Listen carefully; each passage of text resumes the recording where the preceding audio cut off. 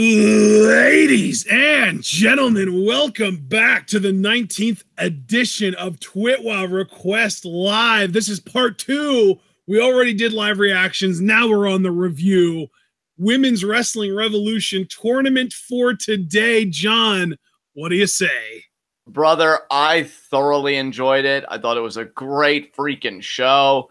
I already told you that my match of this whole tournament was Veda Scott versus Deonna Purrazzo. I thought that was an excellent bout. But really, every match in here was good from one standpoint or another, whether it was with the competitors involved or the story being told. You know, when you look at it from one metric or another, I think you could extrapolate something good about every match on this card. I give it a big and enthusiastic thumbs up. This is the second time that Women's Wrestling Revolution has really impressed me. And who knows? I mean, Jackie said before we left the chat of our last video, which is the live reactions to the tournament for today, that they do a lot of free shows on their YouTube channel. Maybe I'll be inclined to check more of those out for sure. Absolutely. Yeah, we got 9 matches on this show, with 7 of those 9 matches involving the same 8 women. And yeah, I definitely agree. It was a very enjoyable show. I would say the only match on this show that I would qualify as sort of a stinker was the 6-woman tag match. And that's just because there were certain moments in that I felt were kind of sloppy and weird, and the finish was shitty as hell. And we'll talk more about that when we get to it. But let's just start from the beginning of the card. Karen Q versus Angie Sky. I personally enjoyed Angie Sky more than Karen Q, but you could tell that Karen Q was really ahead of the game relative to her experience level.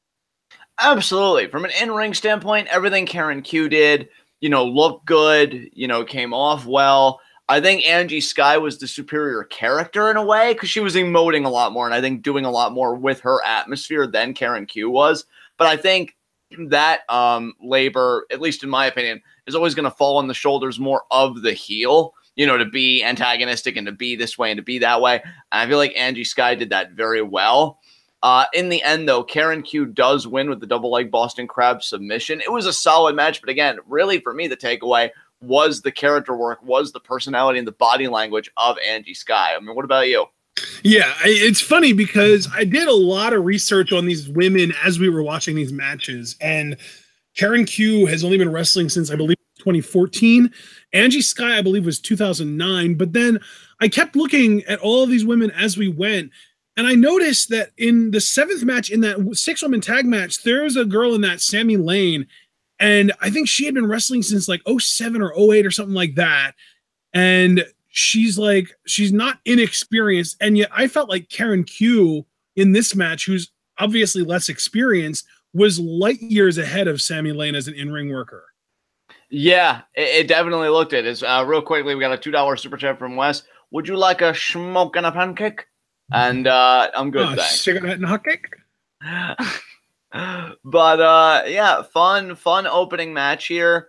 I'd be curious to see more of Angie Sky and Karen Q as well. I mean, I'm not trying to do a disservice to Karen Q. I'm just saying, I think because I'm so spoiled by Lucha Underground and certain characters in New Japan, I really appreciate who has a good character, who has a very colorful character. And Angie Sky seemed to communicate that more to me. But yeah, Karen Q was definitely solid in here, man. I mean, so much so she got the win. So you can't really say anything more than that. And yeah, we can move on to our next match. Blackjack and cigar and a waffle? No? All right, let's move on to our next match. Pipe and a crepe, bong and a blintz. Let's move on. Next match we had Lufisto versus Taylor Hendricks. This was a low-key, really good match. Taylor Hendricks' aggression here was next level. Lufisto's always great. This, honestly, I think this might take the cake for my second favorite match of the night behind the main event. Oh, this was fantastic. I mean, dude, here's the thing. Lufisto, no disrespect to her, 20-year vet. I mean, again, everything looks so good, so clean in there. Taylor Hendricks, though, again, I hate to I just came away from watching this match with you under the impression that you have the biggest crush on Taylor. I mean, I probably have the biggest crush on everyone if you give me enough time with them. But, my thing is, dude, she just gets it, man. She was so animated in this. I loved how animated she was in this. There was one point where Lufisto kicked out of something, no, it wasn't even the kick out. It was when she got to the ropes from the Chancery, which what a freaking Chancery by Hendricks with the knee to the head, in the later stages of it. and Lufisto gets the rope, forcing the rope break, and Hendrix's face was like her psyche just completely shattered. Like, you've torn my fucking world apart, Lufisto. And I love it. I love how animated this woman is. I love that she's seemingly... Actually, you know what? No, I meant to tell you this, and I'm glad I remembered it for this context because it seems appropriate. I remember now, even before Jackie said it, yeah, Taylor is a free agent. I mean, obviously, again, Jackie cleared that up for us, but I even knew it a while back because Hendrix even asked people who follow her on Twitter and who are friends of hers or fans of hers, tweet what promotion you want me at with the hashtag Hail Hendrix. And I tagged Lucha Underground and did Hail Hendrix. And I said, I love you in Lucha Underground. Yes, please. Yeah, see, I'm doing my part, brother. I'm doing my part. But I love that she's a free agent. I think whichever promotion picks her up, it's going to be a coup for them because women's wrestling, I mean, obviously is kind of the thing right now, as it should be, because there are so many exemplary performers. And I won't go as far as to say she's leading the pack because I think that does a disservice to people like Io Shirai and Kairi Sane and like, Asuka, all those people. But like, do I think she's one of the best women's wrestlers out there in the game? Do you know what that makes me think of, though, with you listing like the leaders of the industry? That makes me want Taylor versus Tenille. Yeah. Yeah, absolutely, dude. Abso-freaking-lutely. Lucha Underground, please! Yeah, get on it, Lucha Underground. Gall. But, I know, because I don't know, Sharon. But, yeah, like... Would I say that Taylor Hendrix is one of the best women's wrestlers, like just in general right now? Yeah, personally, I definitely would. I think her character is so complete and so fully realized, and she backs it up with just quality in ring work. I mean, again, that chancery with the knees, like it's just a little attunements that you make to maneuvers that take them to that next level. And it could have just been a basic chancery, and I would have been like, oh, that looks really clean, looks really good. But then when she starts kneeing Lufisto in the back of the head, I'm like, damn. It just takes to that next level. Lufisto's comeback was awesome. Loved like quite a bit of the stuff that she did here. I feel like she was the one that was she's the one in the match room. I think of another competitor that was like doing fisherman's. I feel like she did a fisherman's suplex at one point in this, but I might be thinking of another matchup. I think the fishermen's were coming from Diana. You're probably right about that. But I mean, Lufisto's comeback, because she was more like hard hitting. I know she did a cannonball. I know that. Yeah, she did. And stuff like that. Like, yeah, Lufisto bringing that power game and that experience. That was great. Ultimately, though, the match does come to an end when Alexis gets involved. We later find out that, they're a stable, her and Taylor, the Secret City Soldiers. Which God, is still that's such a cool name. I know. Bad fucking ass, man. It seems like action figures waiting to happen to me.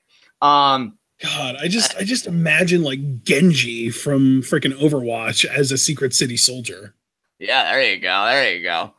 But yeah, Taylor gets a kick to the back of Lufisto's head, covers her as Alexis on the outside, hooks the outside leg that could have been used for the kick out for leverage, and Taylor Hendrix gets the win. But partner, I've prattled on enough about Lufisto and Taylor Hendrix. What were some of your thoughts watching this match?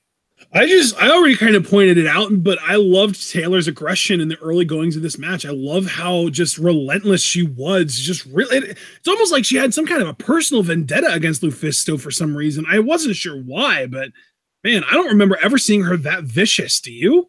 No. It's not like we are walking encyclopedias of Taylor Hendrix matches by any means, but we've seen like 3 or 4 of her matches, and this was different in that way. Like, she's never had this like overly aggressive, vicious, relentless side to her in any of the other matches that we've seen, and it stood out. And she didn't have it in any of the other matches that we saw her in for the rest of this night either, because she did win. So naturally she was in at least one other match because of the tournament format. And even in, the rest of the tournament, we didn't really see her go to this extreme of a level of just that aggression. Yeah. It was very interesting to me to see that from Taylor Hendrix, and thankfully for her, it does pay off. But yeah, man, it was just crazy. I mean, thankfully, Alexis also had her back because it seemed like Lufisto was really turning the tide. But great match overall from these two for sure. Absolutely, yeah. This was, like I said, I think this was my favorite non-main event match of the night. But then we got to another really solid match, our third match, Deonna Purrazzo and Alexis. I gotta tell you, man, I think Alexis is underrated. I like her. I'm kind of disappointed we didn't get to see her in more than one match tonight, but if she had to lose to anybody, I'm okay with it being Deonna because she's great. Yeah, Deonna is fantastic. Deonna's got that prodigy swag going on, man. She's so young and so good with so little experience. It's unbelievable. Well, dude, everything she does in the ring is so polished. Like, yeah. I know I'm hopping around here, so forgive me. That's ironic, though. Like, it's ironic that everything she does is so polished because, like I said, she's only been wrestling for like 4 years. She's so green from like an experience standpoint, but she doesn't look green in the ring at all. And I love how even from like a kayfabe standpoint, you can say like she's incredibly intelligent because as I mentioned on commentary, like her finisher is a Fujiwara armbar, which she does beautifully, by the way. And like, it's got that universality quality to it where it's like, I don't care if you're 7 foot tall, 300 pounds, or if you're like 5'2", 210. God, I can't help but feel like if somebody is 7 feet tall and 300 pounds, they would be skinny as a rail. But like, regardless, I mean, you get my point. Regardless of size, regardless of any of that stuff, the Fujiwara, like you could apply it to anybody. And that's what I really like. Because as a character, that makes Deonna seem like very intelligent, very technically savvy with whoever she's in the ring with.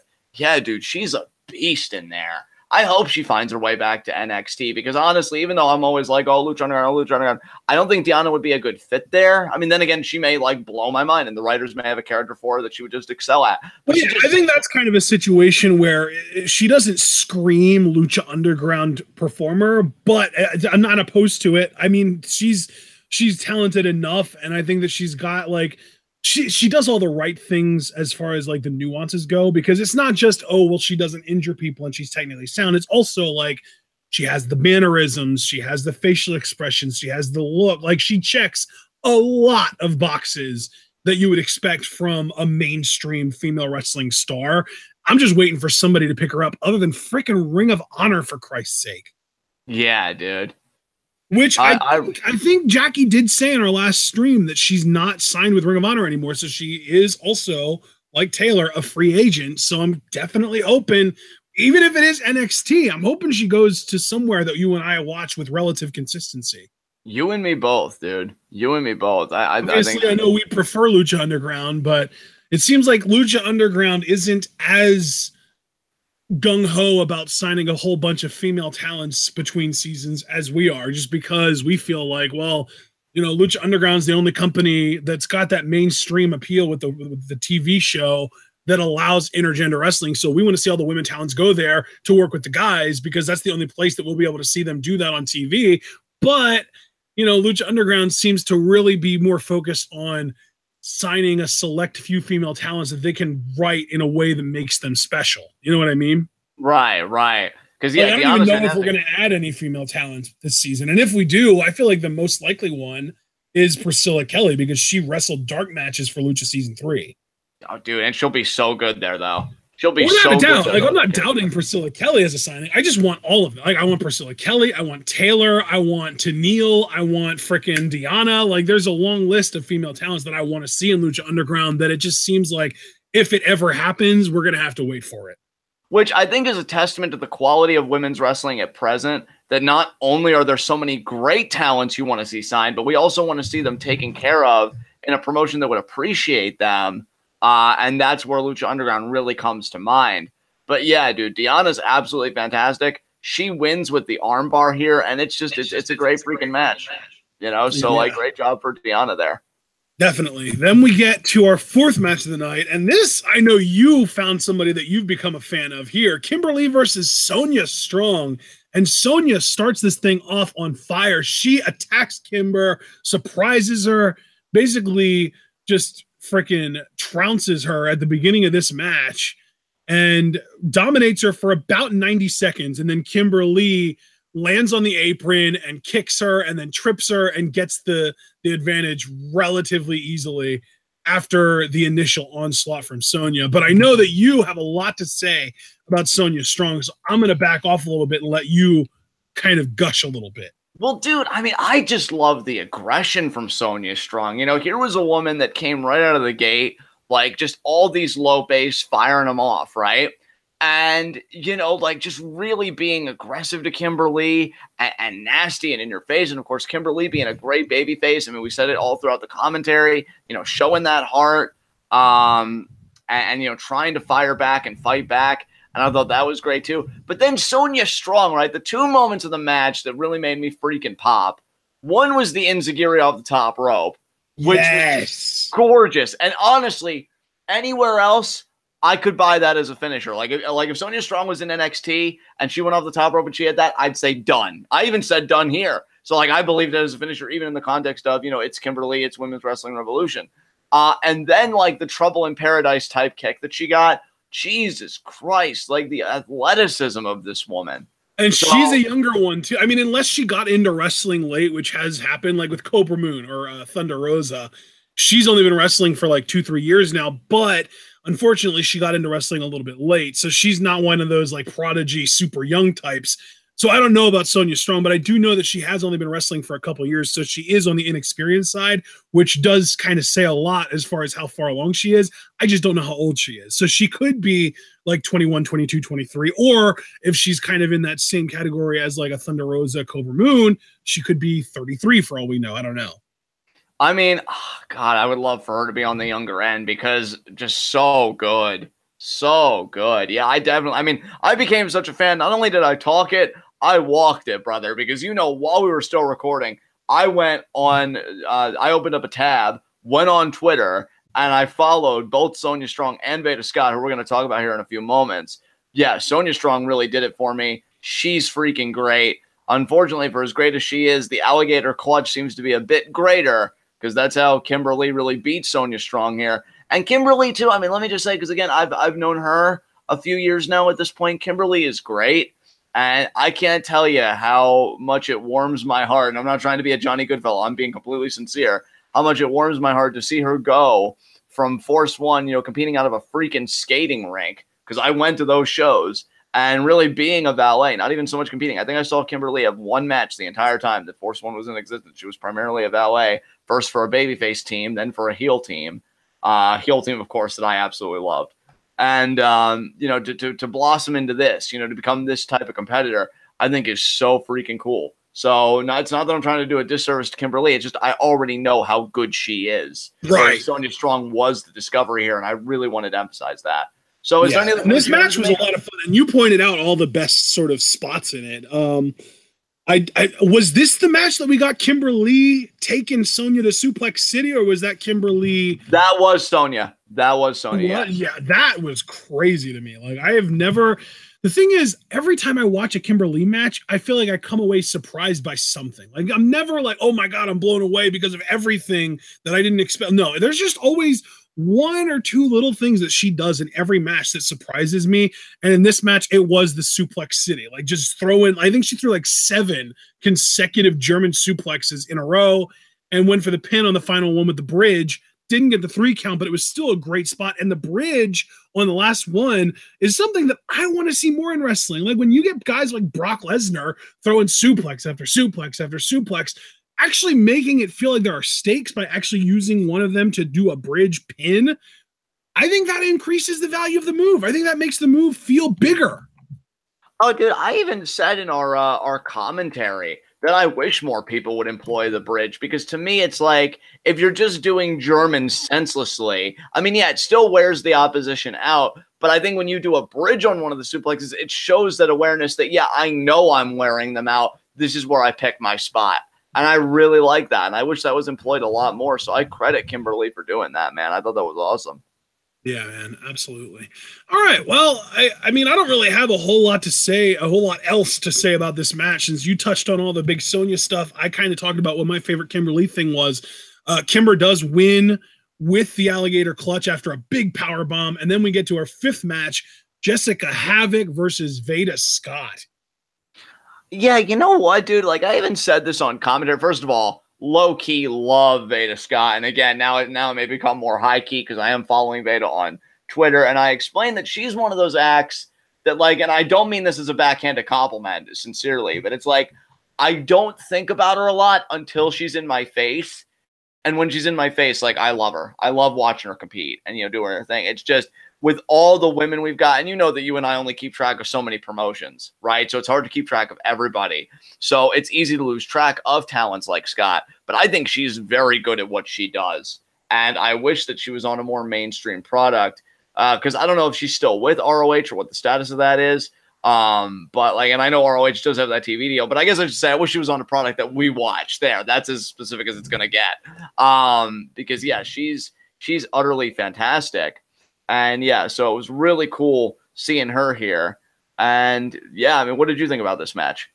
Yeah, I thought this was a solid match. I've never really gotten like in that way that like when something clicks with you, you get it. I've never really gotten Jessica Havoc. Yeah. I guess along the same lines as I've never really gotten Nia Jax. Like just being big doesn't really do much for me unless you can also move relative to your size. So like, for example, and not even just move as in like being agile, but being able to own that size beyond just I'm big, you can't knock me over. You know what I mean? Like with Karma, I feel like there was Karma / Awesome Kong, whatever you want to call her. I feel like she had more of that element of like, she's not just somebody that's hard to knock over. She hits really hard and she dominates. And with Jessica Havoc and with Nia, the two sort of more contemporary examples of big powerhouse women in the current day wrestling scene, they're more about just like really good defense, whereas you don't see as much of the dominance offensively from them. You know what I mean? Well, dude, can I just add something onto that? The risk of being mean-spirited here. No, go for it. Absolutely. Yeah. We're in an open discussion, brother. Yeah, I mean, it's just because I hate to genuinely be a dick, and I know you know that.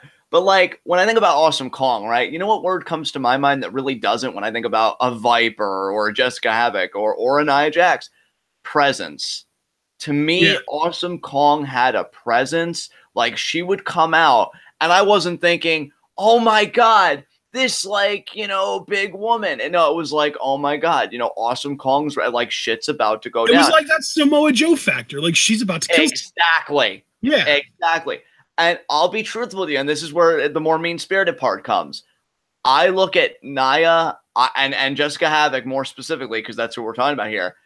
And I'm not saying she doesn't work hard, because everybody in this line of work, you know, works hard unless, you know, they really know somebody really high up. It kind of well, in this case, Nia does fit that description then. In which case, yeah, Nia does. But like, it kind of smacks of laziness to me, because like being big isn't intimidating. That's like bullying 101. It's like that's the thing. It's the difference between Samoa Joe and Cassius Ohno. Exactly. Like one of them is this intimidating killer. He's overweight, sure, but that almost adds to the mystique because of the way he carries the weight. Whereas if you look at Cassius Ohno, he's just kind of unfortunate looking. You know what I mean? Like it really to me, and I can't believe I'm about to use this as an example. Like I don't look at people like Jessica Havoc like a threat, because I almost think of that one Bull Dempsey match where it just comes down to cardio. Like if I outrun you, I win. But then if you put me in the ring with somebody like Kong that shows the athleticism that she possesses, I'm like, oh shit, I'm fucked, because this isn't just a big person. This is a person that, to your point, Ashton, knows how to use their size. And I'm sorry. And again, this is going to be where I'm a dick. I'm getting kind of sick of wrestlers that try and coast by because they're fat, right? As like this big physical characteristic. That's not going to work. Like, you've got to know how to use it. You've got to know how to incorporate it into a larger narrative rather than just the basics. I'm not asking for 450s or shooting star presses. I'm asking for you to be menacing. And I will give Jessica Havoc credit. I mean, again, I didn't have my volume up, but thanks to Jackie, like she did try some moments to be menacing. Like she got up in Veda's face when Veda was in the corner. I heard what you said, Veda, and now you're going to die for it. Like, I like that. But I think, you know, it's just, I'm sorry, it's not enough for me. It's not enough. Like, to me, Awesome Kong is the standard. And I really haven't met much big women's wrestlers since, unless Aja Kong, you know, when we did that Hell one. Yeah, Aja Kong in that match against freaking Manami Toyota was incredible. Yeah, and yeah, I don't know. And again, you know, I see that Jackie, like in chat, almost like defending Havoc, and that's fine. She says like in person, it's kind of a different experience, and I'd be willing to believe it. But I think again, the great ones are still able to translate it on television. Like, yeah, exactly. Like to me, it's really easy to be a big, scary, and intimidating factor live in person, but the real secret to success is translating that through a screen. Exactly. And I'm sorry, like, To me, Jessica Havoc really doesn't have it. But then again, I may see her like a year or two down the road and I'd be like, damn, Havoc, you scary. And I hope that happens. But yeah, for this, I got to be honest, though, to shift the conversation into the match and less about Havoc as a performer, I also did like, because I even mentioned in commentary, I was surprised that Veda didn't go the El Ligero Dave Mastiff route and try and employ submissions, to kind of gas Havoc out, cut off her airways. And I love, too, that as you were bringing that to light, we immediately saw Veda go for a triangle armbar. Yeah, dude, I know, right? Me and Veda got that ESPN. It was meant to be. But like, yeah, I actually like that Veda, this shit-talking character, really did try and play it straight and really to try and be better than Jessica Havoc. Like, maybe that does kind of muddy the waters a bit on who the heel is and who the face is, but I was entertained by it, and I think that's the prime directive at the end of the day. Like, that's the prime objective you should be aiming for, and I thought it was entertaining, and it was great seeing Veda Scott again. But I want to hand it over to you. Do you have anything that you want to say that maybe I didn't say yet about either of these competitors? No, I think we've both kind of gotten our thoughts out on both of them. I appreciate Veda Scott's kind of wiliness. And I forget, how did Veda Scott win this? I think I don't even remember. How did she win this? Oh, God, I just blanked, too, the moment you fielded me the question. But because it wasn't the triangle. I feel like, did she roll her up? Because, I think that's what it was. I think she caught Havoc because, then she just very quickly got out of the ring. Let me see here. I'm going back on the video and I'm watching it very quickly. Because, that was the Samoan drop. Wait, was this it right here? Oh, yeah, the sunset flip, I feel like it was. Yeah, she caught her with that. Yeah. Oh, yeah, because Jessica wanted to get an air raid crash. And, yeah, that's what it was. Veda rolled her into a sunset flip and pinned her. Exactly. So, yeah, great maneuver in there by Veda Scott, winning that match. I love the knees, too, to get out of the air raid crash preceding the sunset flip. I'm like, damn, Veda, you were resourceful. I love it, though, because she basically, knock her loopy and then catch her off guard with the roll-up. That was great. Exactly. So, yeah, fun matchup, but I guess we can move on to actually my match of the night, Deonna Purrazzo versus Veda Scott. What did you think about this, man? I actually think it's really interesting that Veda went over here because Veda had wrestled more recently than Deonna, and she won this like big underdog match against Jessica Havoc where she was, fighting for her freaking life. And she had to like come down from that adrenaline rush too, man. Like there is a lot going against Veda Scott, and she still managed to pick up the win on Deonna.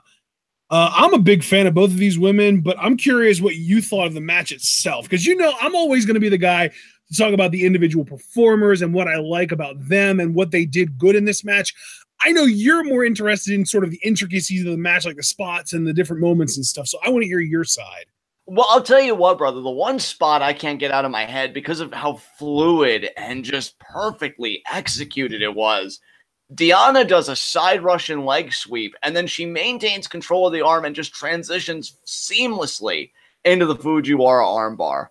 I thought that was legit as hell. I'm like, damn, Deonna, because we watched the last Women's Wrestling Revolution show, and she main evented against Kimber Lee, and that's when I think Deonna was undefeated at the time, and she clearly, wasn't here. I think she probably lost it before this, because I was surprised that she lost to Veda Scott.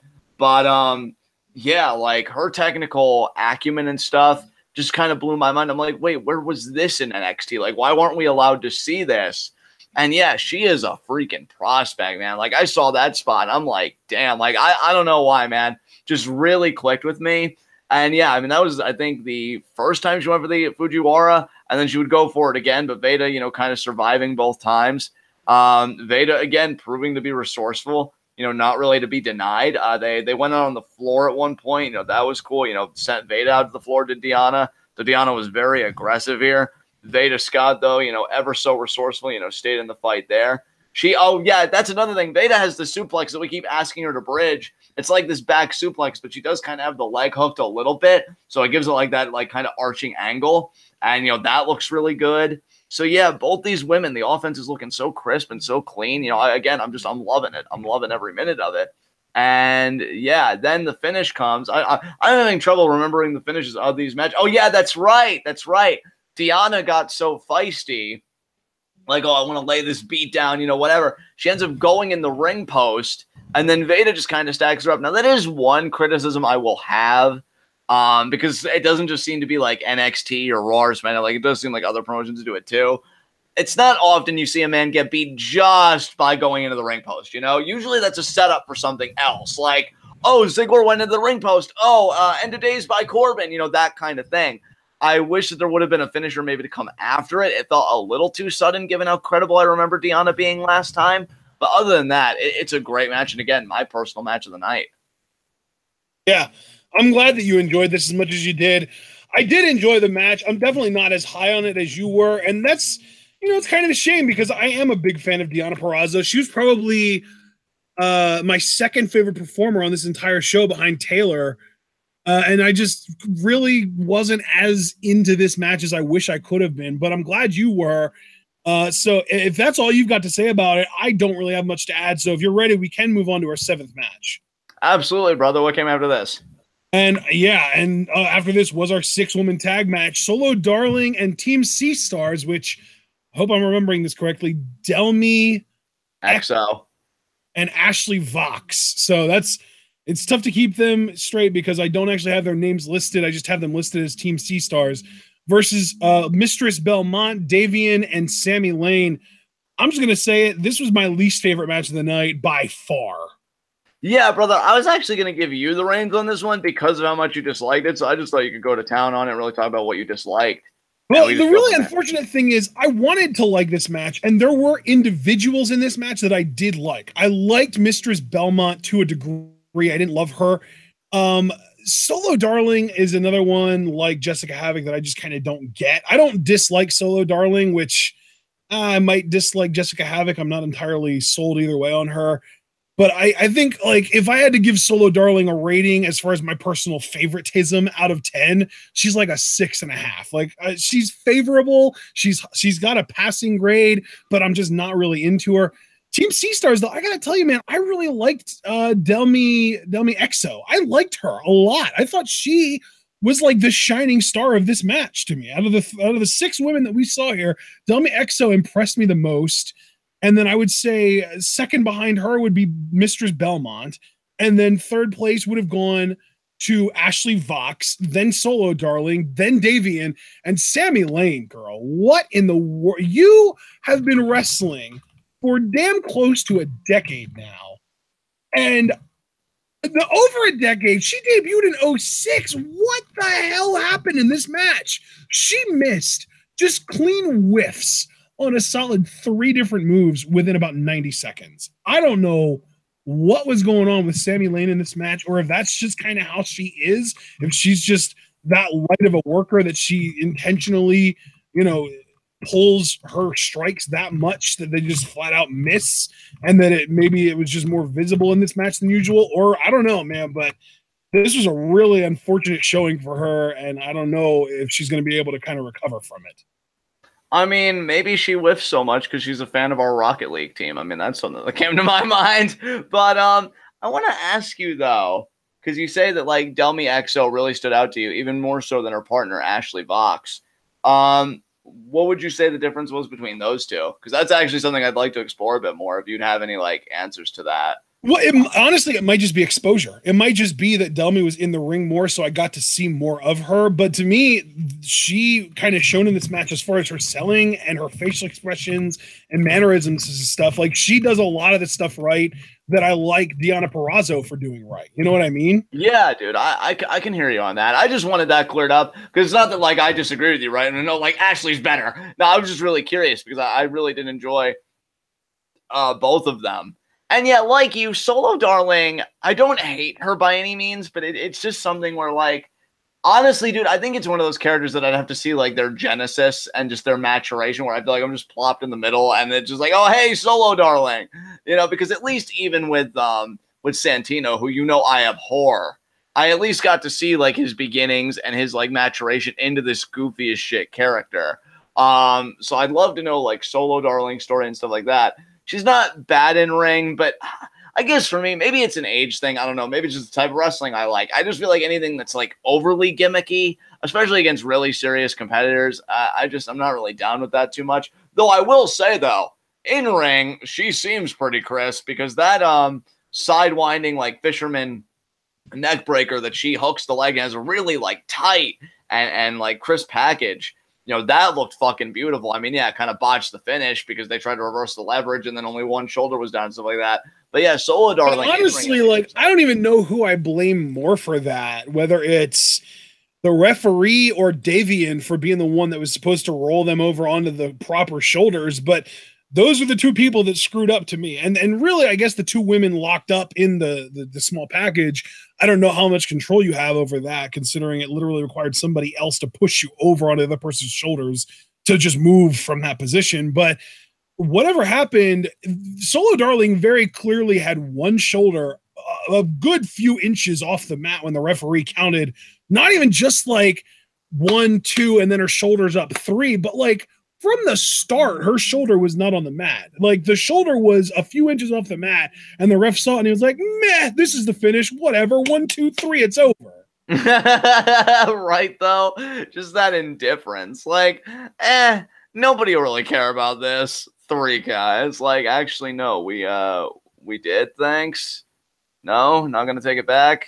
All right. Yeah, it was kind of weird. I definitely appreciate you like really going out of your way to be like, no, this is messed up. This is bad, and you should feel bad. But yeah, thankfully that was the only kind of like sour spot in an otherwise really solid show. And yeah, I really have nothing else to say besides that, man. Yeah. All right. Well, if that's the case, then I suppose we can move on to our 8th match, the last match prior to the main event, the semi-main, the second semi-final match. And this was between Taylor Hendricks and Kimberly.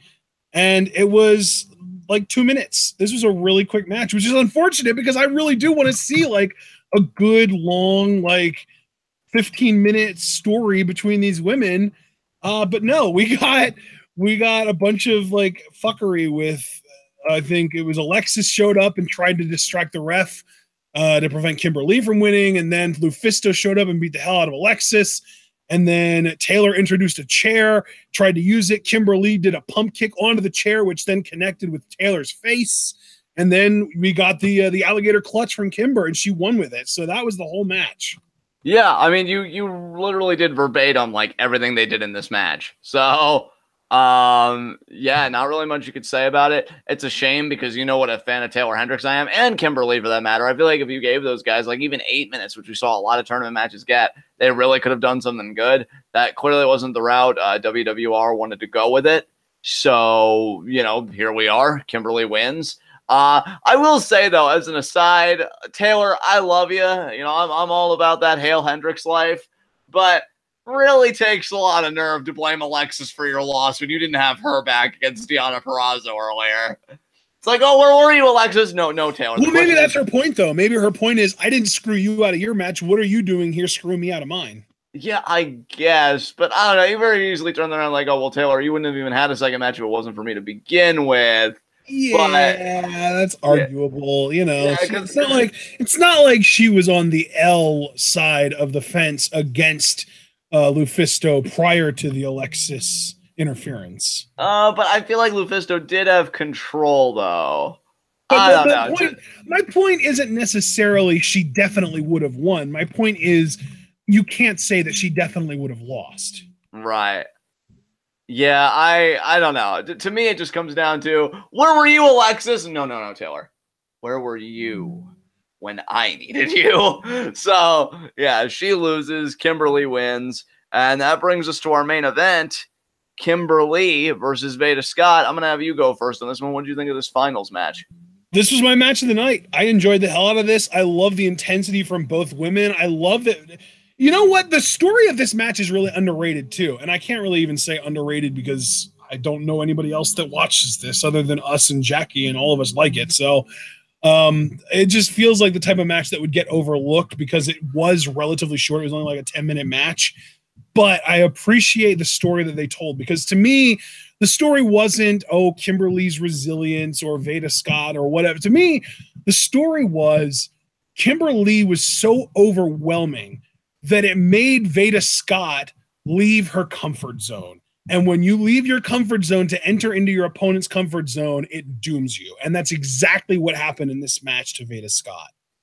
Yeah, dude, I really got to credit both of these women because what really gave this match a great tone to me, and I think we used the term like at least twice, was that it was like a women's strong style match. Like two spots that come out of my mind. One, they go to the outside and fight, and Veda shoves like a hot dog bun or something in Kimberly's mouth, which then we had like a weird discussion about gluten allergy versus celiac. And then you got Kimberly sitting on a chair, seemingly set up another chair for Scott so they could just sit and chop each other and forearm each other, which that was an exchange that was really allowed to marinate. I loved that spot. That was great.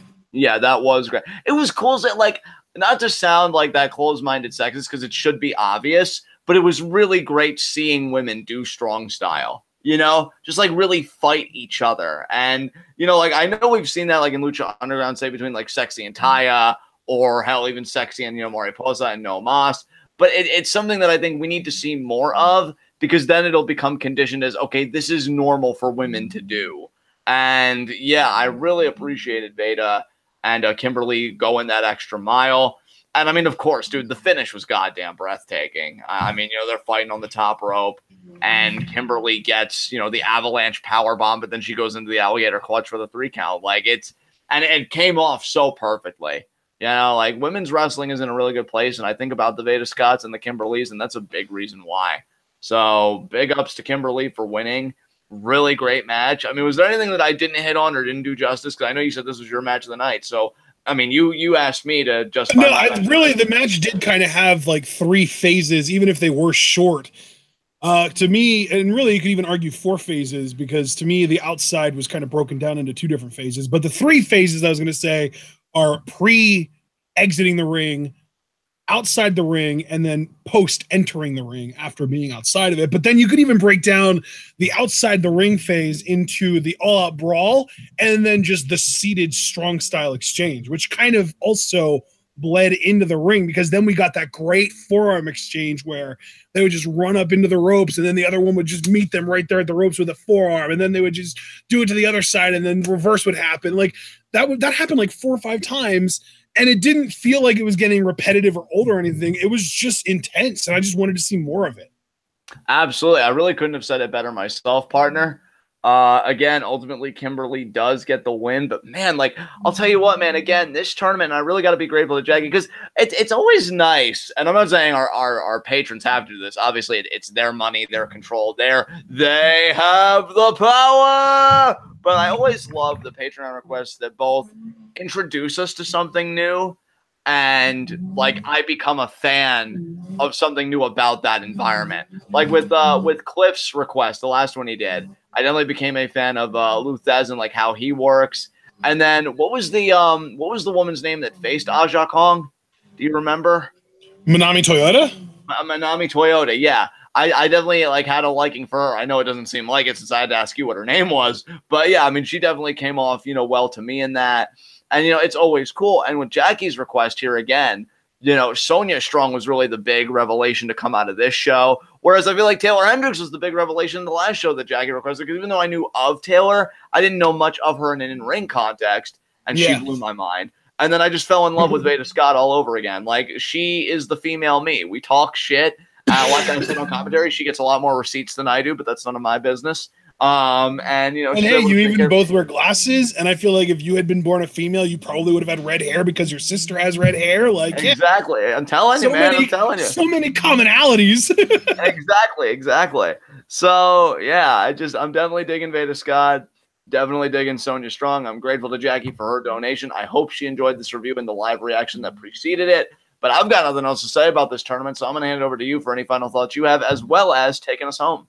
Oh, yeah, absolutely. Jackie, we hope that we made this worth your time and money. We appreciate the donation, and we appreciate you having such great taste in wrestling that makes these reviews that you request really fly by so quickly for us. We just enjoy the hell out of them.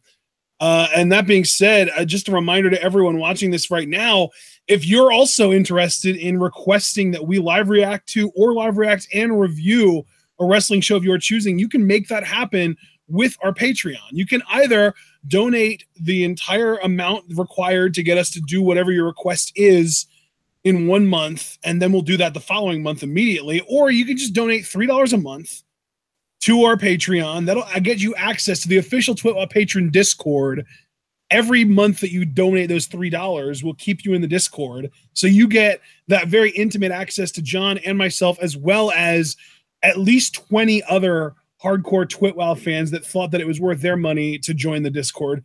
And that adds up over time, so that over a few months, maybe even a year, depending on how long of a show it is, you can request a live reaction or a live reaction or review using the money that you've compiled over that time, just getting access to the Discord. That's actually something we've got a lot of people doing right now, and I think it's a really smart value for your money.